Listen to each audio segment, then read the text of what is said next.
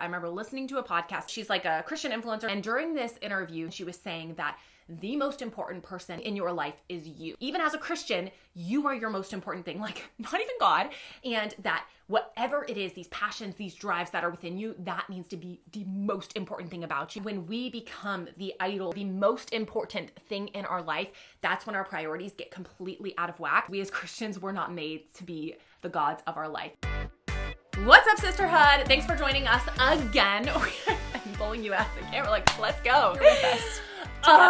We just need to all take a big, deep breath together because I feel like there is such a huge pressure on women these days to just like be the boss lady. And what I mean by that is just like, you've got to do more. You've got to, launch a business, be an entrepreneur, like fulfill all your dreams. You've got to be a 24/7, take care of your kids, but then also have this incredible business. And at the same time, get on a magazine. Like, what are you waiting for? Become and you need an to do it right. Yeah. The time is now. And I really do think that a lot of social media and just the comparison and the opportunity, because there is a lot of opportunity, has created this pressure on us as women from like ourselves in the Christian world to just like be better, do more. And I think we all need to take a step back and ask ourselves like, okay, where is this coming from? And how does God define success? And are our priorities out of whack at all? I know both of us have had to take some major steps back. So we really want to dig into that and really help us all question and like ask ourselves, are we following God and really aligning our priorities with His? Or have we maybe bought into some of this like boss lady mentality? Yes. If you're feeling exhausted, if you're feeling anxious, you're feeling like you don't measure up, like you're not successful, like you almost don't even want to tell people how you spend your time because you feel embarrassed. Totally. Like, stick with us to the very end because this is a conversation we as Christian women need to have. We need to talk about this. I have to say this one thing before we jump into that. I've been seeing this, and it's interesting because it's, sorry, I know it's like a 60-second thing, but it's so important. It will Commercial matter. break. It will matter so much. It will matter, please.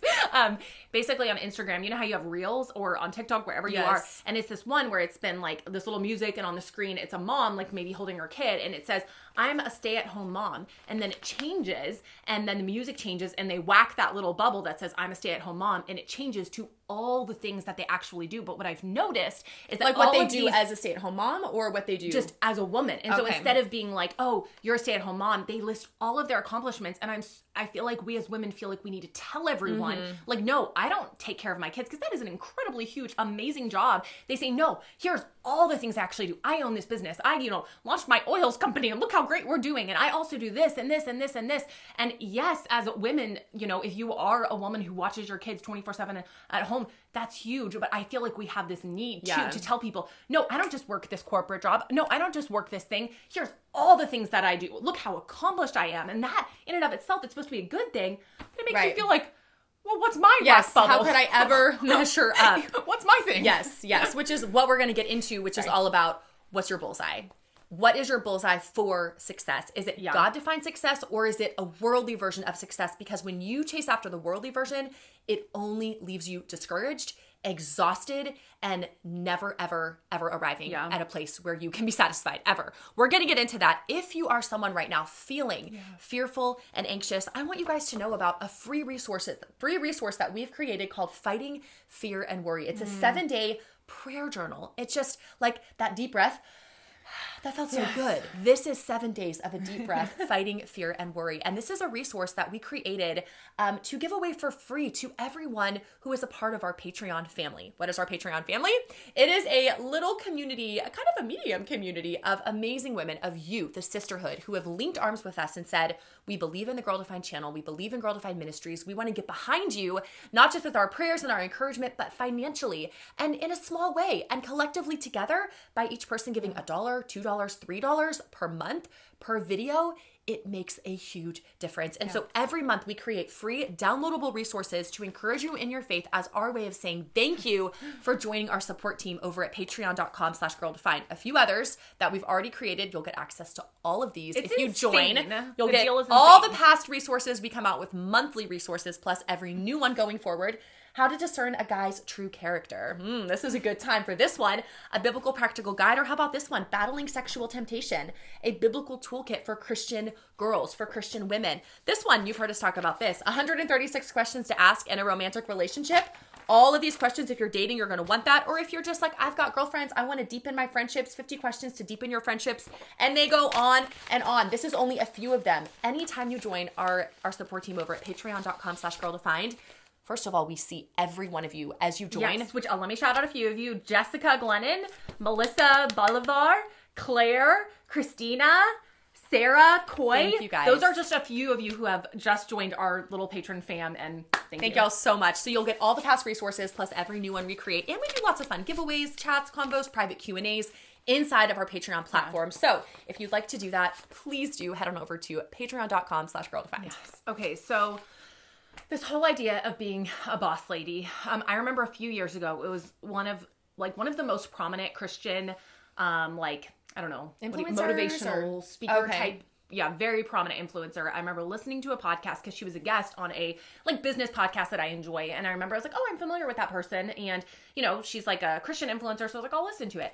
And during this interview, she was basically sharing her advice for women. And she was saying that the most important person and thing in your life is you. And it doesn't matter if you're married, if you have kids, even as a Christian, you are your most important thing, not even God. And that whatever it is, these passions, these drives that are within you, that needs to be the most important thing about you. And you need to chase that at all costs. And she went on to share a story, and this was supposed to be all positive, about how her husband had given her some advice, I have some cautions, should we maybe slow down a little? And she was like, he was basically ruining my vibe, and I knew I needed to jump into this full speed. So basically saying ignore everyone around you and cautions they give you, and you need to chase after your dreams. And personally, I just think that is terrible advice for women. I think that it's important for us to be hardworking, ambitious. God has given us strength, and we should use it. Strengths and talents, and work is actually a good thing. Yeah. But I think that when we become the idol, the king, the queen, whatever, the most important thing in our life, that's when our priorities get completely out of whack, because we as Christians, we're not made to be the gods of our life. And so I think that we have to take a step back and make sure that we remove that very sinful mindset, because God says to put nothing before him. And if we put ourselves before him, ultimately, then we're already off to the wrong side. And there's this idea in society, you've probably felt it, that bigger is better. It's bigger house, bigger career, bigger job, bigger ambitions. If you're an entrepreneur, bigger business, bigger hips, bigger lips. It's everything. Get the injections, Bigger. And we're not saying this is better. bad. We're not saying having a big house is bad. Big isn't bad, but the lie that bigger is always better, and that bigger is the bullseye, that whatever you're doing, go big or go home. I mean, that's basically the idea. And it's not big according to God's definition of big. It's not a kingdom mindset. It's not a discipleship, Christ at the center. I'm pursuing his purposes for me. It's a bigger in the worldly sense of a temporal goal, temporal accomplishments, fulfilling all of your dreams. Like you said, you are the center of your world, and you're going to shove everyone aside to pursue your dreams. And that pressure, I have felt that so much in my life. And I know I was just talking to a younger woman who's on the brinks of 18, graduating high school. And at that point in life, right there, for those of you in that season or coming upon that season, that is a hard time. Everyone's asking you, what are you going to do with your life? What are your plans? What are your goals? Where do you see yourself in 10 years? And you're kind of I don't know, but I better have a really good answer, or I'm going to look like a loser, right? And it's this pressure to have everything figured out. Then you get past that, or maybe you get married, or maybe you're single in your 20s, and there's that pressure. Bigger is better. Like you said, listing all of the things that you do to show people. I'm not just that. No. Right. Let me tell you. I'm a boss lady. I am crushing it. Look at all the things I do. But then at night, we lay down in our beds and we're exhausted and we're anxious and we're not satisfied. We're not fulfilled, but we keep chasing this rat race. What are we doing? As Christian women, we need to step back and say, is my bullseye, is it centered on what God says is successful? Or am I chasing after the world's version of what true success is? And I want to share a passage of scripture with you really quick, because I think in the tiniest sense, this should be our bullseye. There's a lot more that we share, and we unpack this in depth on our recent episode of the podcast, so the Girl Defined Show. Go to episode 62. We take a deep dive, really unpacking, okay, so what is God's bullseye for women specifically? As biblical women, how do we know what success is? So we take a deep dive. This is kind of like a taste. If you want more, we'll link it below, but just go to the Girl Defined Show on Spotify, Apple Podcasts, wherever you listen. Mm-hmm. Okay, but here's a little snippet of what God says is most important. So Jesus is, he just silenced the Sadducees in Matthew, and now the Pharisees are all getting together, and one of them, an expert of the law, tested him with this question. So this is as Jesus is on earth, and an expert of the law says, "Teacher, which is the greatest commandment in the law? And they're trying to trick him. And Jesus says, love the Lord your God with all your heart and with all your soul and with all your mind. This is the first and greatest commandment. And the second is like it. Love your neighbor as yourself. And all the law and the prophets hang on these two commandments. And so I think this, at the basest level of all, is the most important. Love the Lord your God with all your heart and with all of your soul and with all of your mind. And then the next is to love your neighbor as yourself. And so I think that just clears up all the confusion for us. What is the foundation of why we are doing what we're doing? Is it because we are the most important thing in our life? Or is it because we are saying, God, I want to love you. Please change my heart. I am so naturally prone to wanting to love myself the most.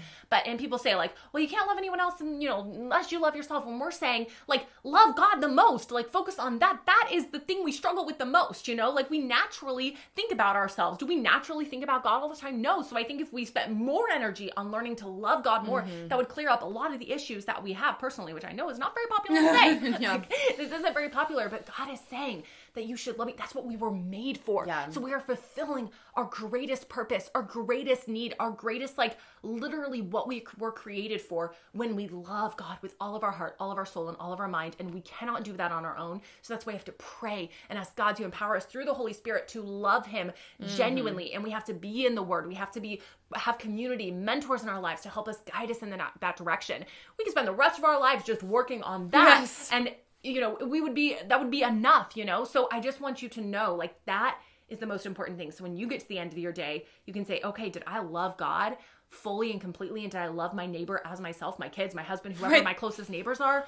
And if those two things, and you're like, that's all you did, girl, woo, you are crushing it. But that's not how we operate. No, and I think a sign that we're not operating from that bullseye of God-defined success is there's a lot of fear, there's a lot of comparison, there's a lot of, am I measuring up, questioning, it's me, right? You can see this focus is all about me. And regardless of whether you're single, married, you have kids, you're a stay-at-home mom, you're working, you're, outside the home, inside the home, you're in ministry, you're just trying to like, okay, what does tomorrow hold? Like the next step, if you find yourself in a place of that comparison, that fear, you find your focus on you, then I think that is a sign that you aren't pursuing that heart, that discipleship, building God's kingdom. This life, it's not actually about me. It's about me loving God and serving him and loving others. I can tell you that in my own life, in Girl Defined. So like true confession, when my heart in ministry, right? It's like, here I am, as they say, like a professional Christian in the sense, like my work is to tell people about Jesus. But here I am finding myself drifting into the world's version of what success is, which is me looking at the numbers, looking at, oh, are we growing in this way? Are we hitting these sales? What attendees do we have at the conference? How are the books doing on Amazon? It's like, those aren't bad things, and it's not wrong to have goals and to work hard. Those are good things, but it's when those things become the main goal, right? And even in ministry, I find my heart wandering into those realms. And as soon as I do that, the joy is gone. It is like my joy in the Lord is gone. It is all about me reaching what the world says I need to do to be successful. And any one of us can fall into that trap. You may think, well, I'm a stay-at-home mom with my kids. Maybe you're homeschooling. Same trap, right? You're comparing, are my kids as advanced as the other kids? Are we doing the best curriculum? Are we in as many programs as they should be? It's like, what is the bullseye in your season right now? How do you live out to be it's truly a faithful follower of Jesus, loving God with your whole heart, loving your neighbor as yourself, pouring your life, serving others. Jesus came to this earth to serve, to not be served, but to give his life as a ransom for many. And we're called to walk in the footsteps of our Savior, and only by God's grace, only by seeking him, by pursuing his word, by crying out and saying, God, I got nothing. Help me. I need you today, in this moment. Help me to keep my heart focused on you. With everything I do, come from a motivation of glorifying you and serving you. And when we do that, God brings so much joy into every season, and the striving can cease in a worldly sense. We know this is just a quick overview. Again, go to our podcast, The Girl Defined Show, to take a deep dive. We'll link it below. And again, we just want to encourage you, if you want this message to spread and you're like, yeah, I am on YouTube or I'm on Instagram or I'm wherever you're watching this video and you're like, I wish there were more messages like this, we need your help. Not only do we need you to like, comment, share, just even sharing it to wherever you are on this, texting it to friends, sharing it on Instagram, leaving a review, all of that helps so much. Then joining our Patreon family, like Kristen said, getting all of these free products, just go to patreon.com/girldefined. We'll link it below, but you have no idea. Your donation of just even $1 per video makes a massive difference. It helps this channel continue on. So thank you to those of you who are supporting, and we ask you to join us and become a supporter. And until then, we will see y'all next week.